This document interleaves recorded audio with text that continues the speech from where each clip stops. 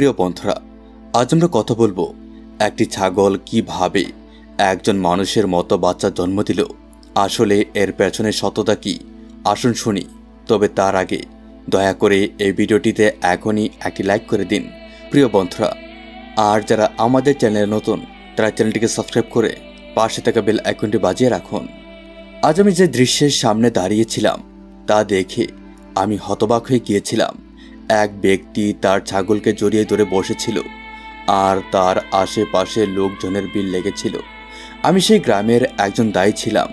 আমি গ্রামের অর্ধেকের বেশি মহিলার প্রসব করিয়েছি, তাই সবাই আমার উপর বিশ্বাস করত। কিন্তু যখন সাজিদ আমার কাছে এলো আমি অবাক হয়ে গেলাম। সে বলল, মা, আজ আপনার প্রয়োজন পড়েছে। আমি বললাম, তোমার আমার কি দরকার? তোমার বাড়িতে তো এমন কিছু হওয়ার সম্ভাবনা নেই, কারণ তোমার স্ত্রী তো বন্দা। সাজিদ বলল, না না, আমার স্ত্রী নয়, আমাকে আপনার সাহায্য লাগবে বানুর জন্য। আমি বললাম, ভানু? কিন্তু বানু তো তোমার ছাগলের নাম। সাজিদ মাথা নেড়ে বলল, হ্যাঁ, তার সন্তান প্রসবের সময় হয়ে গিয়েছে, দয়া করে তাড়াতাড়ি চলুন। আমি চলে গেলাম, কারণ এটি কোনো কঠিন কাজ ছিল না। সাজিদ তার ছাগল বানুকে খুব ভালোবাসত। সে ছাগলটির নামও ভালোবেসে রেখেছিল। সে এতটাই পাগল ছিল এই ছাগলের জন্য যে শীতকালে তার জন্য কাপড় পর্যন্ত বানাতো, এমনকি আলাদা ঘরও তৈরি করেছিল ছাগলটির জন্য। পুরো গ্রাম জানত যে সাজিদ তার ছাগলের জন্য জীবন দিতে পারে। সে বলতো, যেদিন থেকে আমি এই ছাগলটিকে এনেছি সেদিন থেকেই আমার জীবন বদলে গিয়েছে। ছাগলটিও ছিল অসাধারণ সুন্দর। দীর্ঘ ও জকজকে সাদা রঙের এই বিশাল প্রজাতির ছাগল, আমি আমার জীবনে এত বড় ছাগল আগে কখনোই দেখিনি। কারণ সাজিদ তার খুব যত্ন নিত, তাই ছাগলটি এত ভালো অবস্থায় ছিল। আমি গিয়ে তার পাশে বসে থাকলাম, জানতাম আমার বেশি কিছু করতে হবে না। কিন্তু কিছুক্ষণ পর আমার চোখ যা দেখল তাতে আমার পায়ের নিচের মাটি সরে গিয়েছিল। আমি হতভম্ব হয়ে বললাম, এটা কি হচ্ছে? সাজিদ, খোঁজ নাও, এটা কিভাবে সম্ভব? সাজিদ নিজেও বিস্মিত ও হতবাক হয়ে গেল। তার নিজেরও কিছু বোঝার উপায় ছিল না, কারণ সে এমন কিছু দেখার আশা করেনি। কিন্তু যখন সত্য প্রকাশ পেল তখন শুধু মাটি নয়, যেন আকাশও মাথা থেকে উড়ে গেল। সাজিদ নিজেও আর কারো চোখে চোখ রাখতে পারছিল না।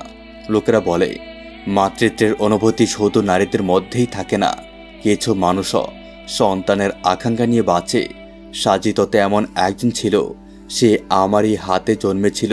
তার মা ছিলেন এক মহান নারী, কিন্তু এখন তিনি এই পৃথিবীতে নেই। তার ঘরে শুধু তার স্ত্রী ছিল, একজন সাধারণ নারী, যিনি কারোর সঙ্গে বেশি কথা বলতেন না। তার এই চুপচাপ থাকার কারণ ছিল তিনি বন্দা ছিলেন। তিনি সন্তান জন্ম দিতে সক্ষম ছিলেন না। তিনি প্রায়ই আমার কাছে আসতেন, কোনো ওষুধ নিয়ে যেতেন, কারণ আমি ছিলাম গ্রামের দায়। আমি তাকে পরামর্শ দিয়েছিলাম, তোমার এখানে কোনো আশা নেই, তুমি শহরে গিয়ে ডাক্তার দেখাও। আজকাল চিকিৎসার অনেক উপায় বেরিয়েছে, হয়তো তোমারও সন্তান হতে পারে। কিন্তু তিনি দীর্ঘশ্বাস ফেলে বলতেন, আপনি তো জানেন আমরা গরিব মানুষ। সাজিদ কখনো আমাকে শহরে নিয়ে যাবে না, আমাদের কাছে এত টাকা নেই। এইভাবে দিন চলছিল। কিন্তু একদিন সাজিদ কোথা থেকে যেন একটি ছোট ছাগলছানা নিয়ে এলো। সে এমনভাবে ছাগলটিকে আগলে রাখত যেন সে তার নিজের সন্তান পেয়ে গিয়েছে। সে ছাগলটির নাম রাখল বানু এবং সারাদিন তার দেখভাল করত। সময়ের সঙ্গে ছাগলটিও বড় হলো, এখন সে দুধও দিত। আমি এক বৃদ্ধা নারী ছিলাম। একদিন বললাম, সাজিদ, আমার জন্য এক পাত্র দুধ রেখে দিও। সে তা করত। কিন্তু আজ তার অবস্থা দেখে আমার হৃদয় কেঁপে উঠল। সে মাথা নিচু করে বসেছিল, যেন তার নিজের মেয়ে বা স্ত্রীর কিছু হয়ে গিয়েছে।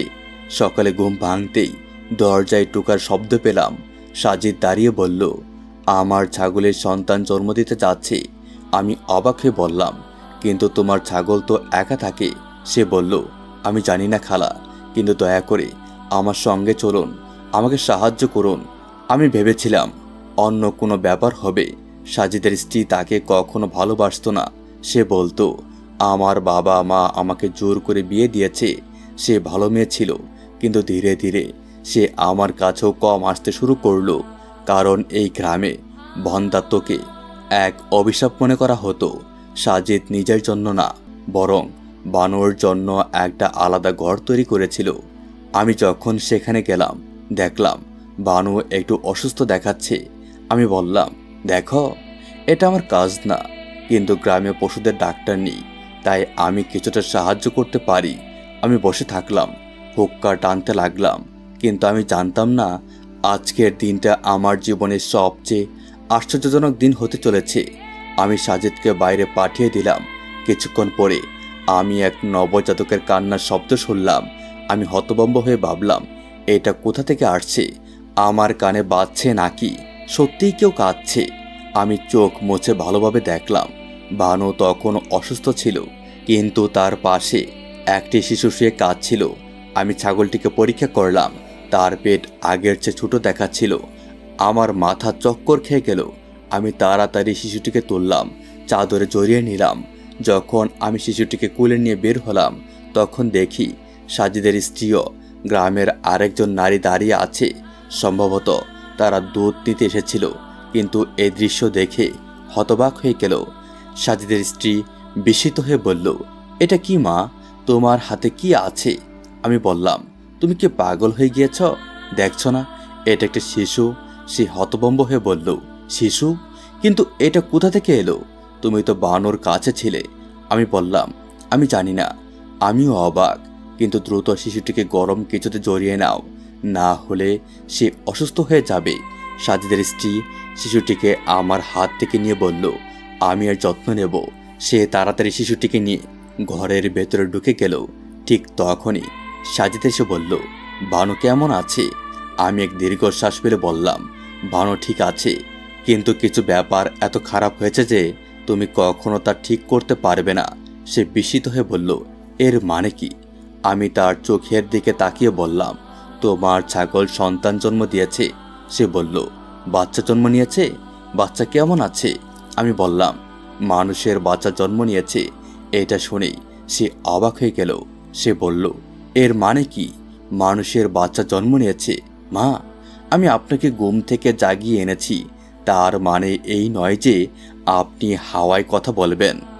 যদি এখনো ঘুম থেকে থাকে তাহলে ফিরে গিয়ে ঘুমান, কিন্তু এটা কেমন রসিকতা করছেন? আমি বললাম, রসিকতা? যাও দেখে আসো তোমার স্ত্রী কি নিয়ে ভেতরে গিয়েছে।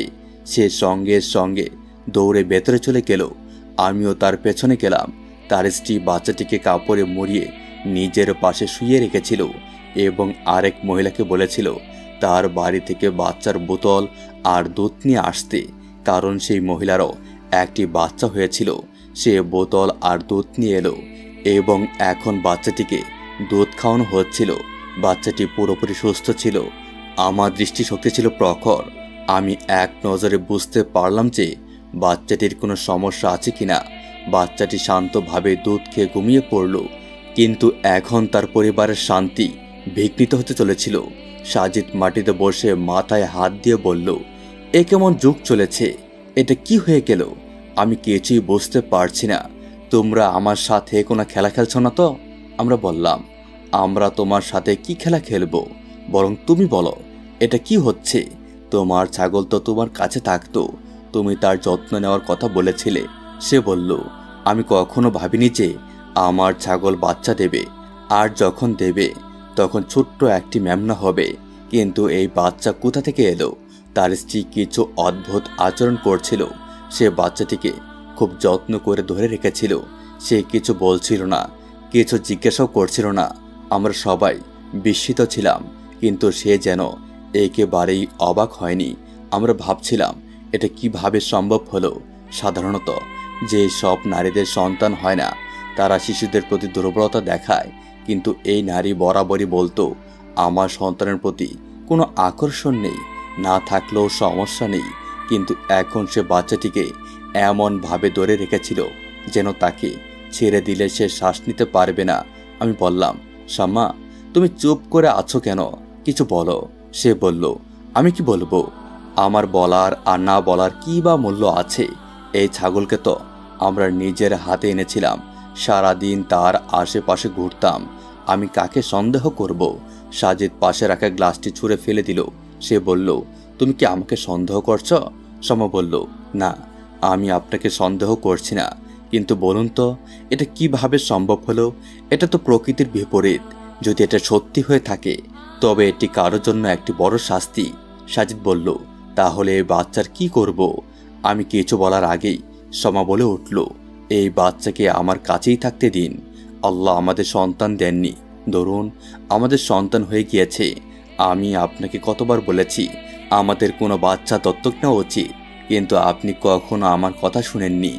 এখন আমাদের দরজায় সন্তান চলে এসেছে, আমরাই তাকে লালন পালন করব। পুরুষদের অনেক ধৈর্য থাকে, কিন্তু যখন তাদের ধৈর্য ফুরিয়ে যায় তখন তারা নীরব হয়ে যায়। সাজিদেরও তাই হলো। সে চুপচাপ উঠে চলে গেল। সমা কাঁদতে শুরু করলো। সে বলল, দেখুন না মা, আমি কতবার বলেছি আমরা কারো সন্তান দত্তক নিতে পারি। আমাদের বিয়ের 10 বছর হয়ে গিয়েছে। 10 বছরে তো মানুষের সন্তান বড় হয়ে যায়, কিন্তু সে আমাকে কখনো ডাক্তার দেখাতে নিয়ে যায়নি, কখনো শহরে চিকিৎসার জন্য নিয়ে যায়নি। সে আমাকে কখনো গুরুত্বই দেয়নি, বরং সে তার ছাগলকে আমার চেয়ে বেশি ভালোবাসতো। আমি বলেছিলাম যদি আমরা কোনো বাচ্চা দত্তক নিতাম তাহলে ভালো হতো, কিন্তু আজকাল এমন শিশু পাওয়া যায় না। সোমা বলল, না মা, ব্যাপারটা তা নয়। আমার বোন নাজিয়া, আল্লাহ তার প্রতি এত দয়া করেছেন যে একসঙ্গে 3টি মেয়ে হয়েছে। তারপর আল্লাহ তাকে আরও 2 পুত্র সন্তানও দিয়েছেন। সে আমাদের তার একটি সন্তান দিতে প্রস্তুত ছিল, কিন্তু সাজিদ বলল তার বাবা নিম্ন বংশের, তাই সে সেই বাচ্চাকে গ্রহণ করবে না। দেখুন সে কত অহংকার করেছে। হয়তো সে তার এই অহংকারের ফল পেয়েছে। সে কখনো আমাকে গুরুত্বই দেয়নি, না আমার জন্য চিকিৎসা করিয়েছে, না আমার জন্য দোয়া করেছে। আমি বলেছিলাম দত্তক নিলে সে হাজার কথা শোনাবে, যদি এতিমখানা থেকে নেই তবুও সে আমাকে খারাপ বলবে। অথচ সে শুধু এই ছাগল কিনে ব্যস্ত ছিল। একদিন বলেছিল এই ছাগলই আমার সব কিছু। এখন দেখুন এই ছাগলের কারণেই সে পুরো গ্রামে পরিচিত হবে, কিন্তু ভালোভাবে নয়। হয়তো আমার বদদুয়া লেগেছে। আমি বললাম, সমা তুমি কেমন কথা বলছো? বদদুয়া কি এমন হওয়া উচিত? সমা বলল, আমি যা চেয়েছিলাম তা আমি পেয়ে গিয়েছি। আমি জানতেও চাই না এই বাচ্চা কিভাবে এলো। এর বাবাকে আমি শুধু এটাকে বড় করতে চাই। আমি আমার বাড়িতে চলে এলাম। সাজিদের মা আমার খুব ভালো বান্ধবী ছিল, তাই সে আমাকে কখনো খালা কখনো মা বলে ডাকতো। সন্ধ্যা হলে সাজিদ আমার বাড়িতে এলো, খুবই চিন্তিত ছিল। সে বলল, একটি দুঃসংবাদ আছে। আমি বললাম, কি দুঃসংবাদ? সে বলল, বানু এই দুনিয়া থেকে চলে গিয়েছে। আমি মাত্রই তাকে দাফন করে এলাম। আমি বললাম, বানু মারা গিয়েছে? খুব দুঃখজনক। সে ফুপিয়ে ফুপিয়ে কাঁদতে লাগলো। সে বলল, আমার ছাগলও মারা গিয়েছে। আমার সাথে কি অদ্ভুত ঘটনা ঘটল। পুরো গ্রামে এই খবর ছড়িয়ে পড়বে। আমি কি করব? পালিয়ে যাব? কিন্তু যদি পালাই তাহলে কি এই বাচ্চাকে নিয়ে পালাবো? আমি বললাম, দেখো এত বাচ্চাটির কোনো দোষ নেই। যদি তোমার স্ত্রী তার যত্ন নিতে চায় নিতে দাও।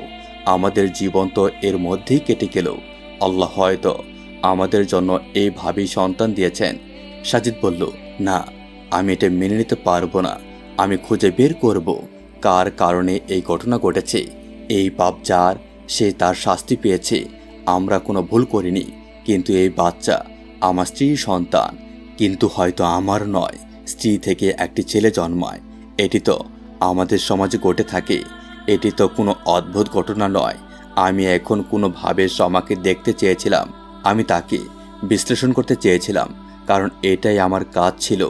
আমি তো নারীদের হাঁটার ধরন দেখেই বলে দিতে পারতাম যে সে কোন মাসে আছে। আমি গিয়ে সেই মহিলার পাশে বসে গেলাম। আমি বললাম, তোমার তো বাচ্চাদের নিয়ে অভিজ্ঞতা নেই, আমি তোমাকে সাহায্য করতে এসেছি। বাচ্চা ঠিক আছে তো? সে বলল, কেন ঠিক থাকবে না? সমার কথা বলতে বলতে যেন আটকে গেল।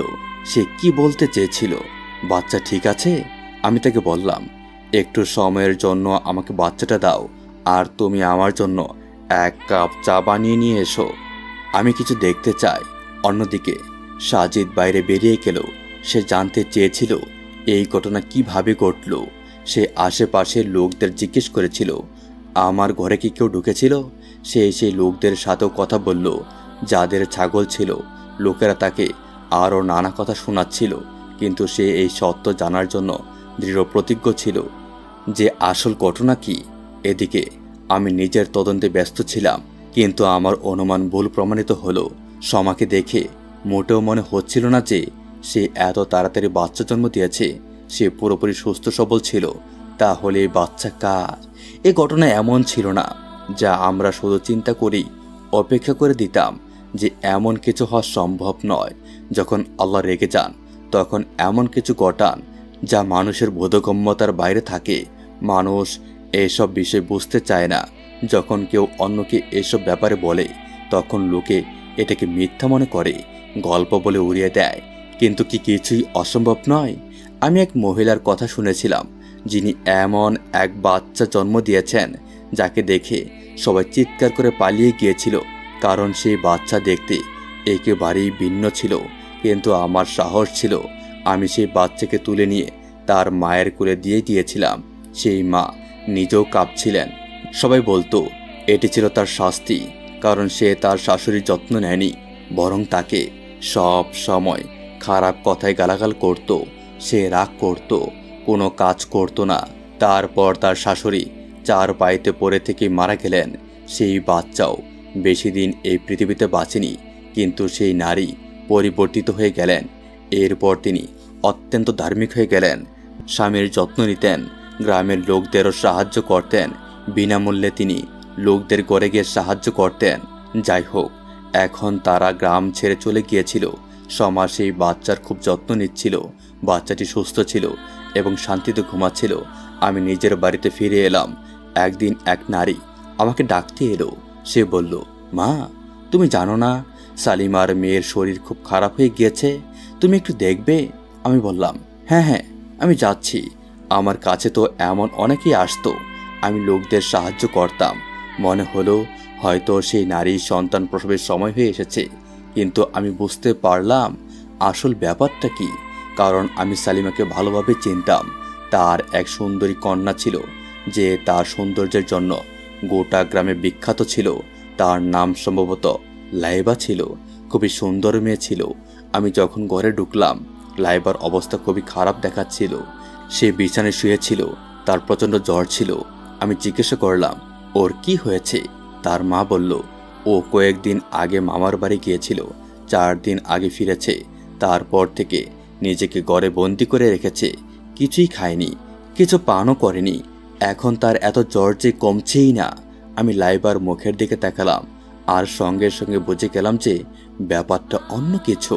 আমি সবাইকে বললাম, তোমরা সবাই বাইরে যাও, আমি একা থাকতে চাই। আমি এর সাথে কিছু কথা বলতে চাই, কারণ সে যুবতী মেয়ে, তোমাদের সামনে কিছু বলতে চাই না। সবাই বেরিয়ে গেলে আমি লাইবাকে পরীক্ষা করার চেষ্টা করলাম, কিন্তু সে আমার হাত সরিয়ে দিল। সে কাঁদতে কাঁদতে বলল, মা, আমাকে বাঁচাও, বাইরে গিয়ে বলো সব ঠিক আছে। আমি বললাম, কি হয়েছে? সে বলল, এই দেখো আমার অবস্থা। আমি সব বুঝে গেলাম। আমি বললাম, তোমার সন্তান কোথায়? সে চোখ নিচু করে বলল, আমি সমাকে দিয়ে দিয়েছি। আমি বললাম, সমা তোমার কে হয়? সে বলল, আমার শৈশবের বন্ধু। আমি বললাম, তোমার সন্তানের বাবা কে? লাইবা মাথা নিচু করে রইল, বলল, তার সাথে আমার কোনো বৈধ সম্পর্ক ছিল না। সে একজন কারখানার কর্মকর্তা ছিল, খুবই সুদর্শন। 10 মাস হলো সে এখান থেকে চলে গিয়েছে। আমি তার প্রেমে অন্ধ হয়ে গিয়েছিলাম। শুধু সময় জানতো যে আমি গর্ভবতী। আমি মামার বাড়ি গিয়ে লুকিয়েছিলাম। তারপর ফিরে এসে সমাজ সাহায্যে এই বাচ্চাকে অন্য একজনের ঘরে রেখে দিয়েছিলাম। মা, তুমি বুঝতেই পারোনি কিভাবে সব হলো। আমি হতবাক হয়ে গেলাম। এটা কি বলল? এটা কি তাদের বোকামি, নাকি এক অনন্য বন্ধুত্বের নিদর্শন? সমা তাকে এত সাহায্য করেছিল যে সে নিজের ভাগ্নেকে নিজের সন্তান হিসেবে গ্রহণ করেছিল। আমি চুপ করে গেলাম শুধু এই কারণে যে অন্তত সেই নিষ্পাপ শিশুর একজন মা পাওয়া গিয়েছে এবং লাইবার পরিবারের সম্মান রক্ষা পেয়েছে। আমি বাইরে এসে বললাম, লাইবার শরীর খারাপ, কিছুদিন বিশ্রাম নিলে ঠিক হয়ে যাবে, বেশি প্রশ্ন করো না। আমি সাজিদকেও বললাম, এই বাচ্চা যেইভাবে পৃথিবীতে এসেছে এখন সে তোমার সন্তান।